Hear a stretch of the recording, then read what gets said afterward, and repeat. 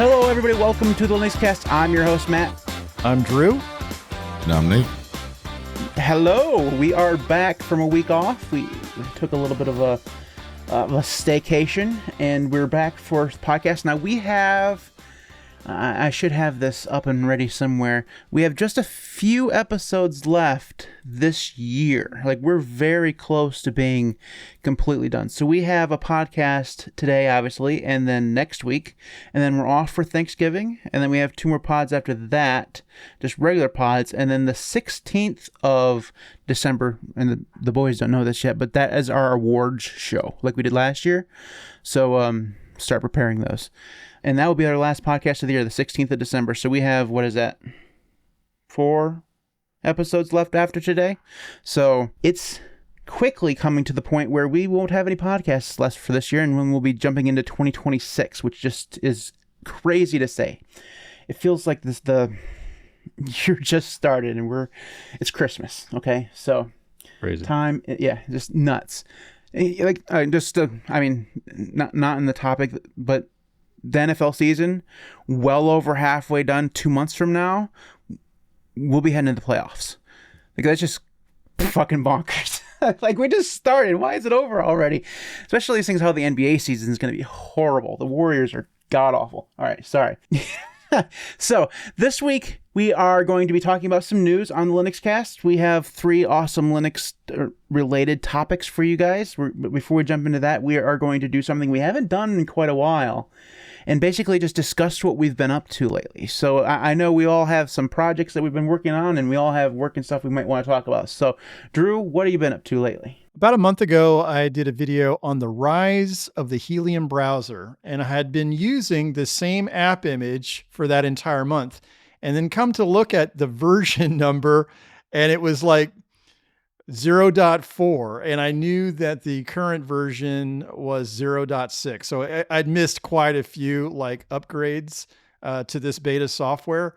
And so I decided to create an official apt repository and create the latest deb package. So now I'm just like crunching it so that I get that heliumbrowser.deb file.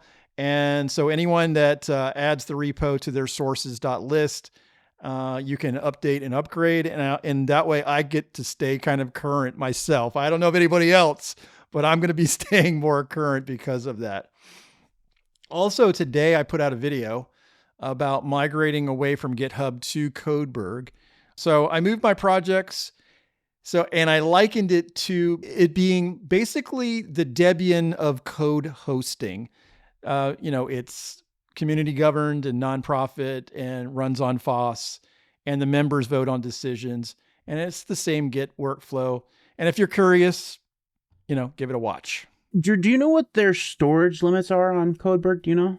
I don't, but I would be shocked if there were any, but I will look for you, Matt, because okay. I don't know the answer to that. Because I'm going to run into GitLabs again very, very soon with my blogs and stuff. So my only other alternative was to actually host it myself, which I'm not crazy about doing. I don't know, maybe.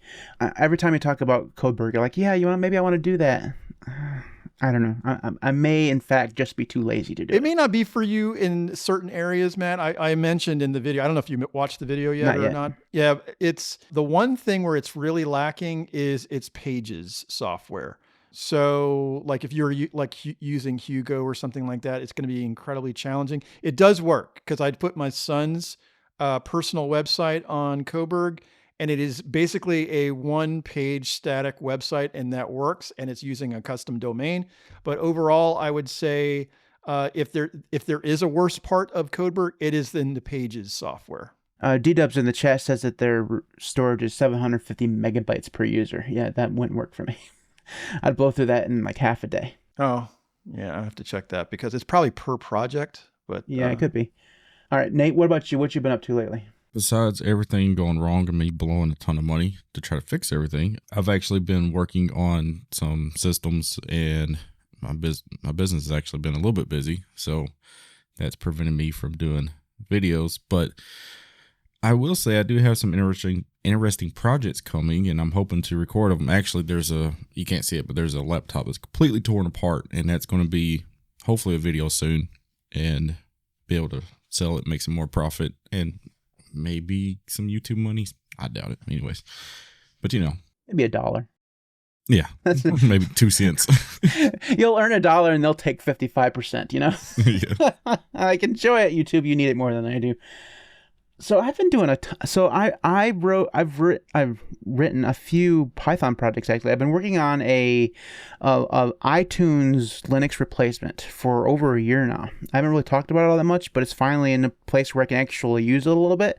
That's written in Python and GTK, and that's been really fun.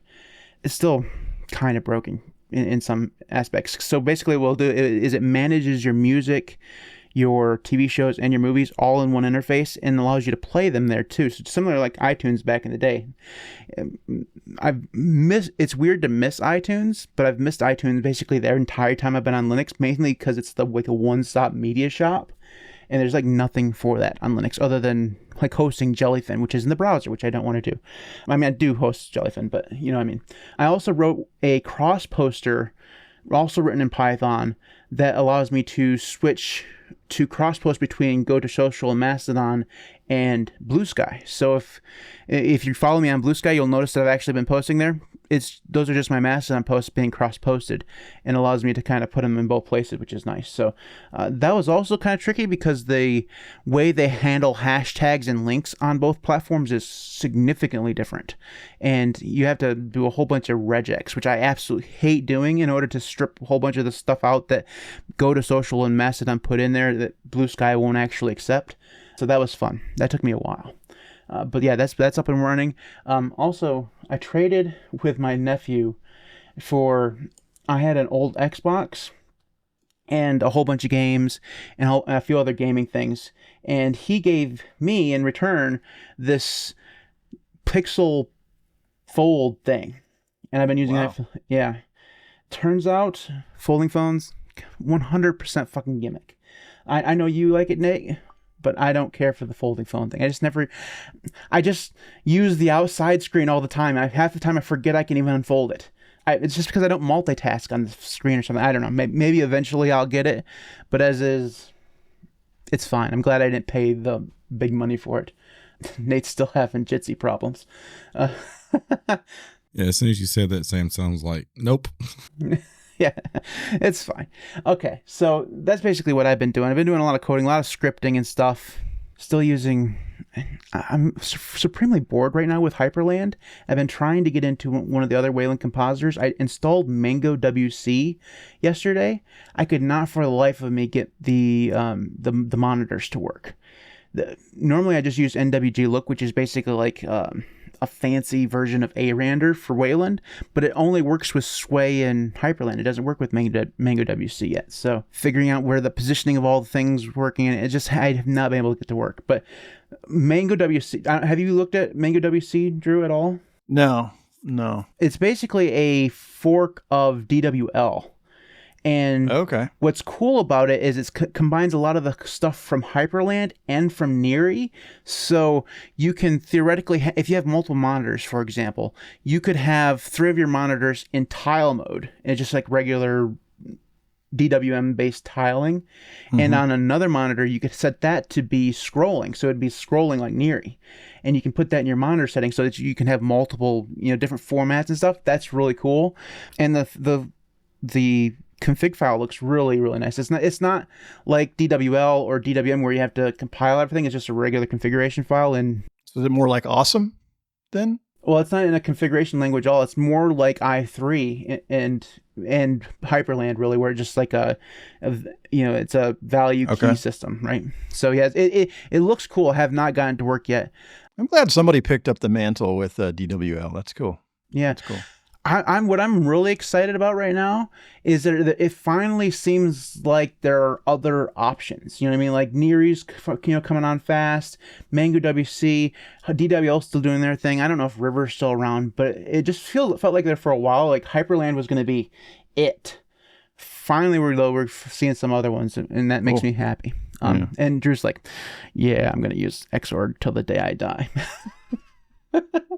I was using Sway kind of kind of big, but I have switched back to DWM. So, you're not wrong. We'll get you there eventually. All right.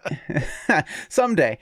All right. So we're going to go ahead and jump into some news. We have 3 news links now. We're going to do mine first because it's not actually news. It's just an opportunity for me to bash Mozilla a little bit. So just bear with me while I try to get to the right thing here. I want to make sure I'm in the right workspace. There we go. So Mozilla, in their infinite quest to actually fix Firefox, has found the ultimate solution. They have made a new logo. And this, I don't know if you guys know this, but it fixes everything. Starting now until whenever, they'll start gaining market share again. Chrome will die slowly. And Firefox will just be the best browser you could possibly use. And it's all because they made a brand new logo that looks, kind of like Claude made it. I mean, I'm just gonna say what we are all thinking. It looks like Claude made it. Now, granted, Claude can probably do some pretty good work, but it doesn't look like they spent an awful lot of time on that logo. I'm just saying that right now. But yeah, they fixed everything. I don't know if you guys have anything to say about this awesome logo and that now that Firefox is actually fixed. Did you guys, it's fixed, right? I believe so. I mean, one of the things that's interesting is that the marketing arm of Firefox is basically saying, let's rebrand yet again and not worry about any of the problems that we've had in terms of market share or functionality. I mean, I know that they want to kind of pivot into other revenue streams like AI and so on, but this is just sad and it's irrelevant. Almost immediately, it is irrelevant. So, I mean, you're going to put it on Twitter or, Blue Sky or something, and then about a week, and then people are going to go, yeah, that's cute. Which I'm looking at the chat and you see all the people that's like, yeah, that's cute, but the truth of the matter is, what is it actually? Is it going to take market share? No, it's, I can't imagine someone seeing that logo and going, ooh, man, I should uninstall Chrome right now and start again with my Firefox browser. That's the way you chose the Helium browser, right, Drew, by looking at the logo first, like, oh, that's a good looking logo, man. It stands to reason, right? It's just, it would be different if it was a completely rebrand. You know what I mean? Like if they said, the Firefox brand is tainted. Like, we can't fix it. We've been trying for 15 years. We can't do it. We're creating a new browser. It's basically the old browser, but it has a new name. We're going to call it Bob. Whatever, like, that'd be different. I mean, that'd be something interesting. I don't think it would work, because people would realize that it's just the same thing that they've always had, but it would be something. This is just it's weird. Nate, you got anything to say about the brand new, awesome, sexy Firefox logo? Yeah, I'm looking at this article. For one, you can tell they definitely used AI to help write it. It comes across as cute. Okay, sure. And I don't think, I bet you Gemini was the one that actually made it. They probably had to go to Google and ask permission in order to actually use it. But yeah, I don't know. It's the same problem I've seen with some companies. They'll completely spend like hundreds of thousands of dollars, sometimes even millions for a logo, but the product is still. Yeah, I don't know what their spend amount is on this, but it's pointless. I mean, it's literally pointless. And okay, so I mean, you're making hundreds of millions of dollars from Google, and for you to want to earn more money, well, obviously this is a nonprofit that we're talking about, right? Because, Mozilla is a nonprofit organization, but the change in logo is going to have massive amounts of t-shirt sales. I guarantee you that. Yeah. So you notice in the article there, like, one of the first links they had was like, to celebrate Kit's grand opening or whatever, here's a link to their merch. Like, first off, shop.newscast.org. That's a shameless plug. but I mean, it's not going to be true, but because they have obviously much grander reach. But I bet you I sold more merch than this will. Yeah, yeah. It's just like I don't know, man. It's pretty cute. Yeah. Here, have this AI fox on there that nobody's going to know what it means. It's fine. Yeah, what I should do is because a lot of these open source, a lot of these like open source projects or whatever will make their logo available to you, and you can put it on merch as long as you don't alter it and stuff. So that's the way I can put like the Nix logo. It's the reason why Drew can have the Debian logo in his logo, because you can do that, right? I should take their fox and put it on a t-shirt and sell it. Nice. That'd be hilarious. What I could do is go to their merch store, find out how much they're selling the t-shirt for, and then undercut them by like $10 or $15. Oh man, I mean, somebody on Etsy is going to do that. I have no doubt about that. That's awesome. All right, so just to let you guys know, you can use Firefox again. It has a new logo, and it's great. One thing to say, as a fellow business owner, I need to figure out this money to where I can hire a CEO that does nothing and buys yachts in their spare time. Because I want that kind of money.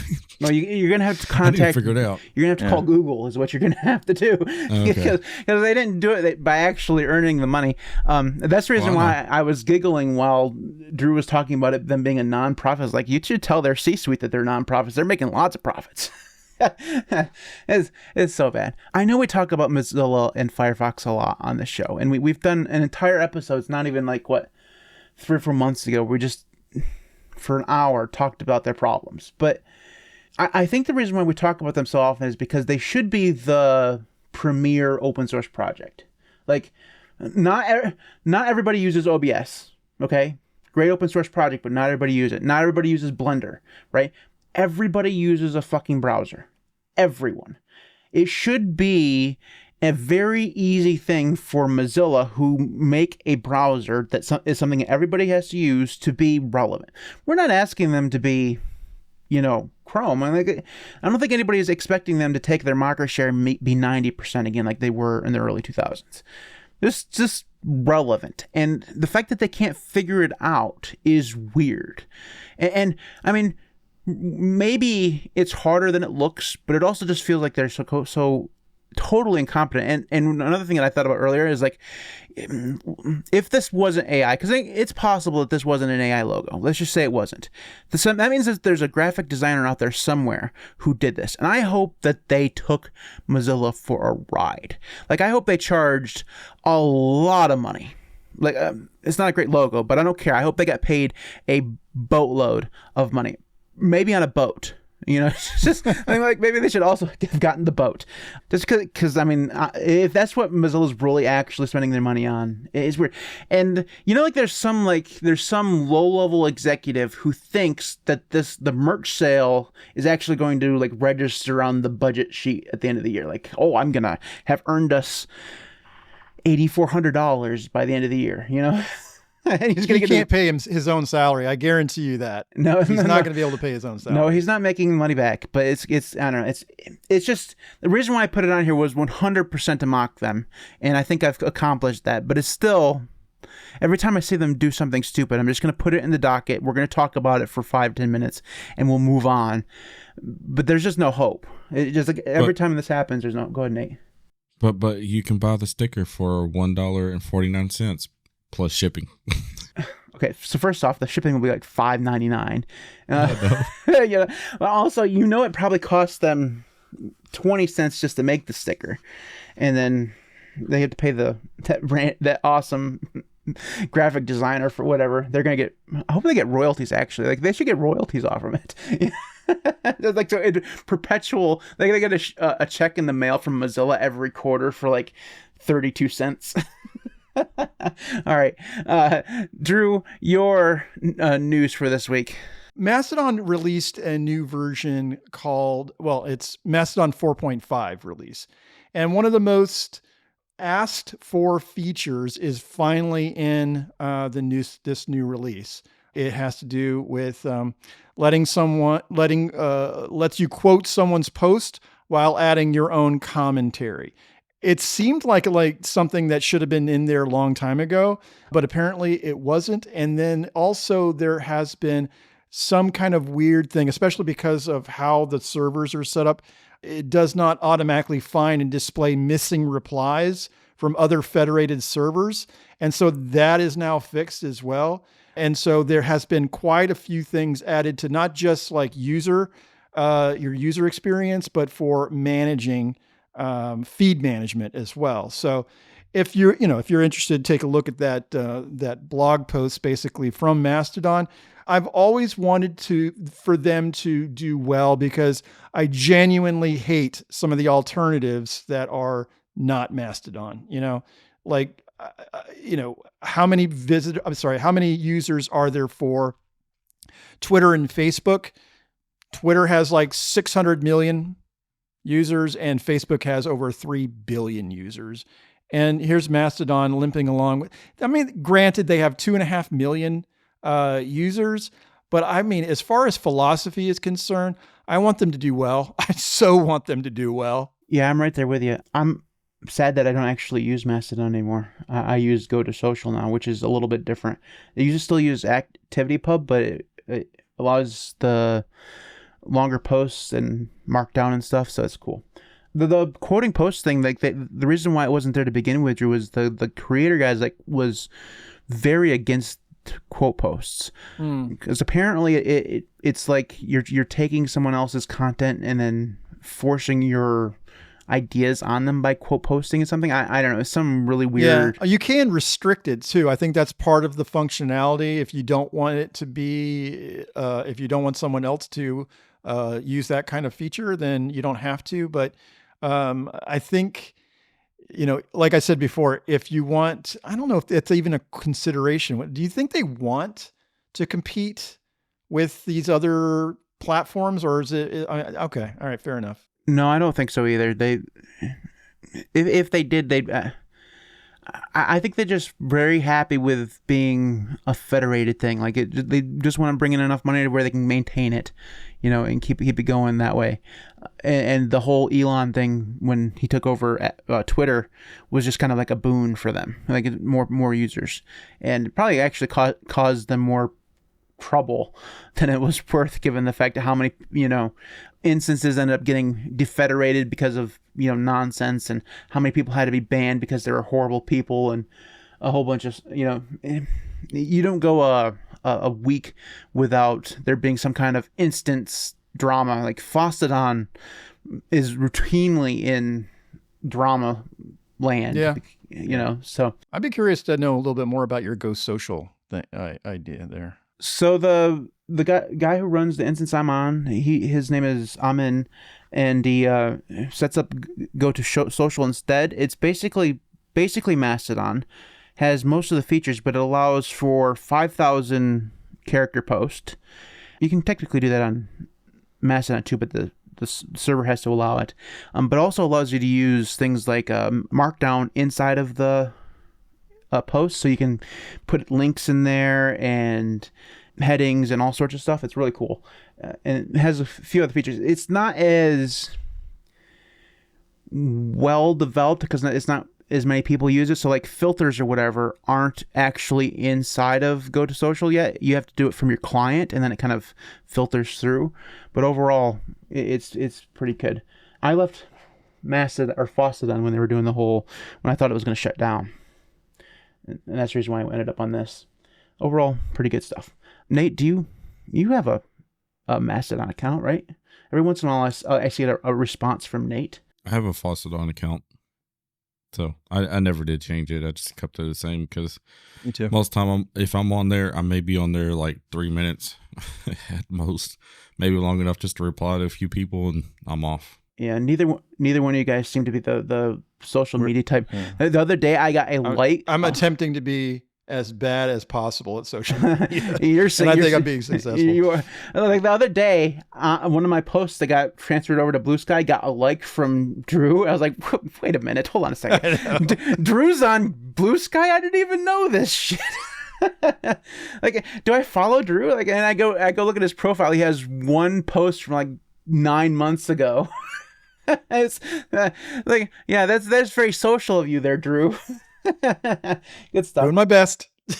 and then there's Matt, who I have like 10,000 posts on my account, and that's after I lost all of them when I moved from Mastodon. So yeah, I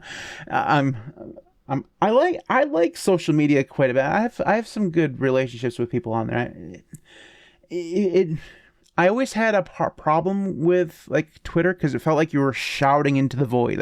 Like you could just say things, and unless you were like super famous or whatever, you got no replies whatsoever. You didn't get any interactions. And I don't care about the interactions, but if I'm going to say something or I'm going to have a conversation with someone, I want them to be able to see it. And that's what I like about like Mastodon. Like it feels very much like a small community where you're there and someone puts out something like they've been working with Debian or whatever, I can reply to them and have a actual conversation. It feels like a conversation instead of, whatever Twitter has become. It's just, weird. All right. I mean, Mastodon might be the Linux of social media, I think I think it will really slowly grow. I think it will like Linux, it will, go on. Nate, what were you saying? I was going to say, I think they are, in the simple fact that if they really wanted to compete in social media, all they had to do was go to Google, and Google would have happily funded them. But the fact that they're willing to stay within their own box and not allow anything else, I actually highly recommend that. All right. Before we move on, Link Arzu's trolling Drew in the chat with a super chat for $4.99. That's son of a bitch. Says Drew trying to stay up to date. The only thing he uses old is his distro. First off, Debian's not old, man. It just came out a couple months ago. It's fine. Give it a year and we'll still be on. Now the super chat will be appropriate. Yeah. By the way, I'm on Cosmic, so I'm really new. Bleeding edge. To Drew now. I'm on not even a real distro. All right. Nate, let's go ahead and move on to your news, please. Okay. So I was just reading through some of the articles as you do, and I came across this one. I thought it was really interesting because I thought that they had already put it in before, but GTK adds reduced motion accessibility option to follow after macOS, Windows, and a couple others. Basically, in addition to Gnome's Mutter compositor removing X11 on its backend support to focus on Wayland, they are adding reduced motion for accessibility options. I kind of had to look into it a little bit more, and I've realized that now reduced motion helps a lot with, if you have motion sickness or vertigo, things like that, you can turn it on. It will actually help to not trigger those things. If you have ADHD, if there's too much going on and you can't really focus, reduced motion actually helps you to focus on that kind of stuff. Also, one of the biggest ones is if you have a lower end system, quotations, lower end system, if you turn on reduced motion, that actually eliminates a lot of the GPU load for animations. So I always thought that Gnome had it, but apparently they don't. So I just thought it was an interesting article. All right. So I give Gnome plenty of shit, and I think rightfully so. Oops, wrong one.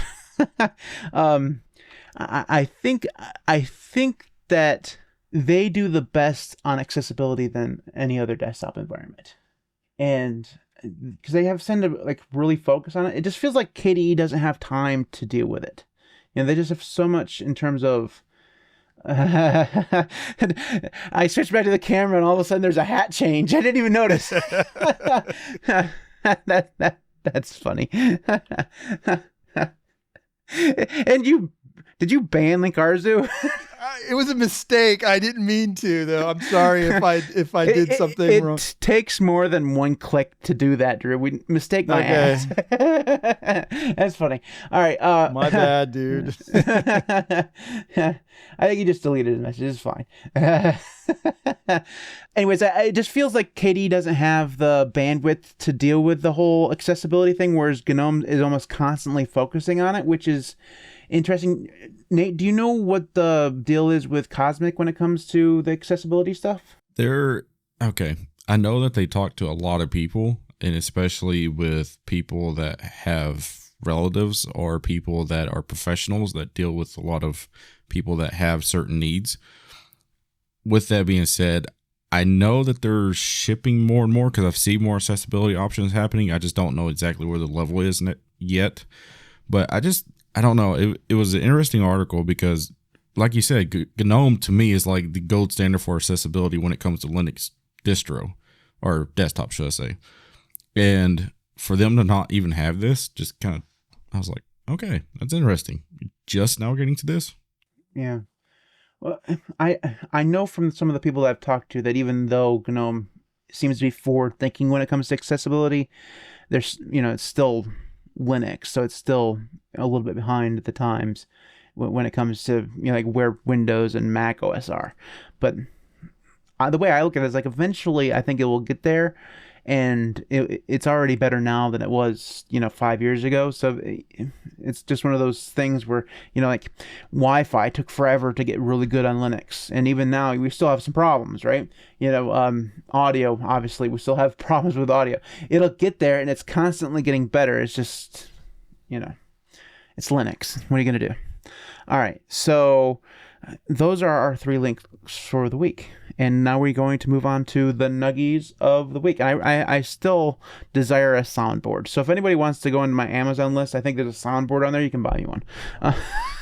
Also, there's a guy named Ben. I don't know, Ben Valek or something like that.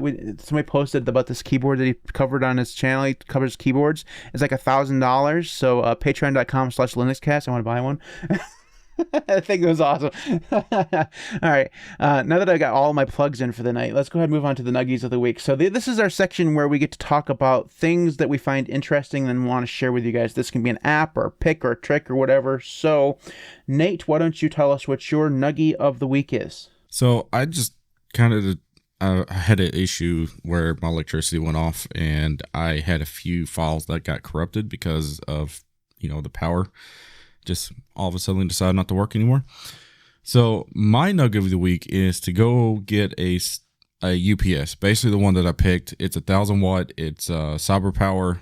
It will last for several years. I have one over here, and that thing saved my bacon because when the electricity went off again for the 4th time, I was actually able to shut down my system and make sure everything shut down properly. So that is going to be my nugget of the week is just go buy. I know it's a little bit of money, but invest in a good UPS.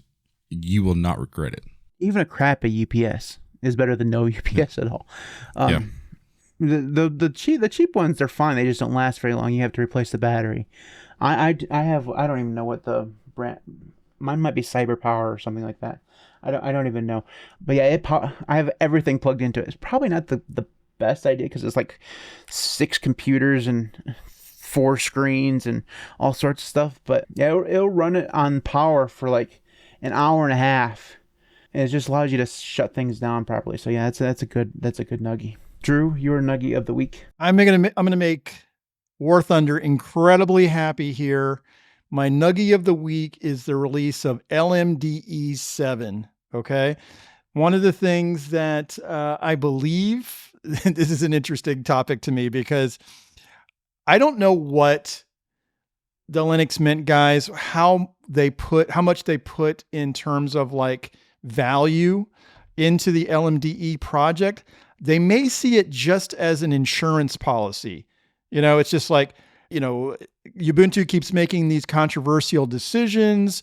Let's make sure that we have something that is like viable going forward so that they can kind of pivot.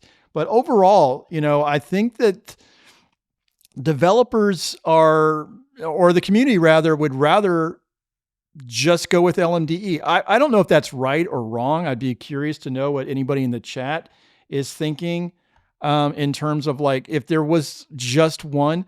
I know the reasoning for having the Ubuntu-based Linux Mint. It's because of the packages, okay? But overall, I would say that, go with Granddaddy. You know what I'm saying? We've talked about that before, but yeah, I'm 100% with you. That's definitely what they should do. And it would allow them, it would take a lot of their development efforts off, and put them where they need to be, but it's all about hardware enablement. Yeah. So that extra kernel support that Ubuntu puts out, That's the reason why they'll keep Ubuntu probably forever, unless like Canonical completely screws the pooch and says you can only use this if you use snaps or some crazy shit, right? Yeah, it's the hardware enablement. That's the reason why Pop! OS doesn't do their own kernel and stuff. It's very easy to use that kernel and get extra hardware support with the LTS when it comes out. Well, and strip out what you need to. Yep. Which is what Pop does. So yeah, you don't have to use snaps. You just do whatever you want. But you get. I think it's great that they even have that as an alternative, though. I mean, the fact that they put that much effort into just a Debian-based Linux Mint is fantastic. It's got to be applauded when you do something like that. I mean, now again, they did rip out they did end of support for 32-bit this time around, but overall, like I said, I think they should be applauded for having an alternative to Ubuntu. So, War Thunder, you need to call your friends at Mint and tell them to hurry up on the Wayland support and Cinnamon. I'd like to use it, but until they get that, actually working, I can't do that. I'm going to end up using Cosmic. That's how bored I am right now. I really want to wait till the 1.0 release. It's only like another month, and then I'll probably use Cosmic for a little while. If it's in the Nix repositories, which probably is, I will use it for a while because I just need something. I need something fresh, and Hyperlance is so stable it's almost Debian. I'm just let's back off a little bit here, okay? It's weird because it used to be that Hyperland would move along really fast and have a whole bunch of new features and stuff, and it constantly break as a result. Now it's just like it's stable. It's great. It's great, but I'm bored and I need something that breaks. And then I can fix it. Time for you to patch some DWM, man. I know you're not wrong. That's the reason why I was looking into Wayland versions of it, so I could actually do that. Because I do need Wayland because it just works better with the weird ass monitors I have. I have the 1440p monitors, I have the 1080p monitors, and mixing those things is always fucked up. Anyways, my Nuggie of the week is Proton VPN. So for years I've used Molvad, and Molvad is great, but I'm sick of the way they do payments. Like if you are okay with, if you remember back in the early 2000s or late 90s, if you wanted to make a long distance phone call, you could go to Sam's Club and get yourself a phone card, and you could get your long distance phone card. That's basically what Molvad is. You can just put money onto your account, and it's in the way you can do it through PayPal and stuff. It's not that hard or whatever. It's just not. I just want to just take my credit card. I understand that they're doing it for identity purposes, and you're trying to remove the ability to have identity attached to the VPN, all that stuff. It's great, but I'm a lazy SOB, and I just want it to be easy. So I moved over to Proton, and it's another thing of Proton that is just phenomenally easy to use. It's so good. It has a little GTK application that runs in the dock, and you open it up, you hit quick connect, and it will go to the closest server, and you're on a VPN. It's just so good. And they have a phone app if you want to use the phone app. If you need to use a VPN, it's definitely one that I would recommend. Molvad is a close second. They also both use WireGuard, so if you wanted to use it in the terminal, you could do that. And it allows you to do all the WireGuard tricks, like allowing you to bypass through, so you can access your locally hosted applications and stuff like that. You can do all that stuff with Proton just like you can with Molvad. So it's very good. So War Thunder, thank you for the super chat. Appreciate it. He says, good things come to those who wait. Trust and you'll know when Cinnamon and Wayland is good. Yeah, trust me, I think. Yeah, it's okay. Trust me, you'll know when. That makes more sense than any. Okay, so you guys want to take bets on who's going to get Wayland support first, XFC or Cinnamon? Ooh, because I mean, that's actually I think the over under on that might be like, huh? Well, you would have thought that Cinnamon would have beat the crap out of them because they have way more in terms of development help and support monetarily and stuff like that than XFC does, but here we are like 3 years later after they started, and it's like still not there. So anyways, yeah, so Proton VPN is my Nuggie of the week. So that is it for the podcast. I know that we didn't make it to an hour, but that's the point of a news episode, where it's just kind of short and we can just lollygag through some news articles and move on with our day. So if you want to watch us live, we record this live every Tuesday at 8 o'clock p.m. Eastern Time. You can find that live stream on youtube.com/LinuxCast. If you can't watch us live, we do publish an edited version, which is basically just the podcast minus the pre-show and 90% of Matt's ums. All of that graciously put together by Mr. Nate there. Thank you, Nate, for doing the editing. We appreciate you. And you are awesome, and Pop! OS is the best distro. I didn't mean it. Sorry. Anyways. He about died there. Yeah. I said it with a straight face, and then I almost choked. I would have died. But anyways. Somebody just got paid. I don't know. I just really want to keep him editing the podcast, so I'll happily say things I don't mean. Anyways, thank you, Nate, for that. So if you want to watch us, the edited version that comes out on Saturday evenings, that's available on YouTube and any podcatcher you can imagine. If you do catch us on a podcatcher that allows you to leave reviews, please do so. Specifically, if you're on Apple Podcasts, go leave us a review. And even if you don't listen on Apple Podcasts, go leave us a review, leave us a rating. We'd really appreciate it. It'd really help the channel. We have this pie in the sky goal of being the highest rated Linux podcast on the web, so only you guys can help us get there. So please help us do that. We'd appreciate it. You can find us via email. Email at thelinuxcast.org is that contact info. Basically, just email us, and if you need to get a hold of the guys, that's probably the best way. I can just forward it on to them. If you want to find Drew on YouTube, he's Just a Guy Linux. He's, in fact, just a guy. He talks about Debian and scripting and window managers, and today he made one about his Codebird transition, so go check that out. That's Just a Guy Linux on YouTube. Nate is Nate Picks Tech World on YouTube. He claims he's going to have a video out for us soon. You made the one like 2 weeks ago, Nate, and your leeway is already gone, man. We don't get a new video every week. You've forgotten your password. That's just the way that it works. Anyways, just Nate Picks Tech World on YouTube. He does hardware-related stuff, so if you're interested in the hardware stuff, go check him out. Is that an iPod Touch? Of all things. Are you just surrounded by crazy old tech stuff there, Nate? Yep. Yeah, I'm trying to find my password. That was the joke. It would have been... All right. Good luck with that, man. I wonder what version of iOS that actually supports. Oh, Lord, I don't even know. Something old.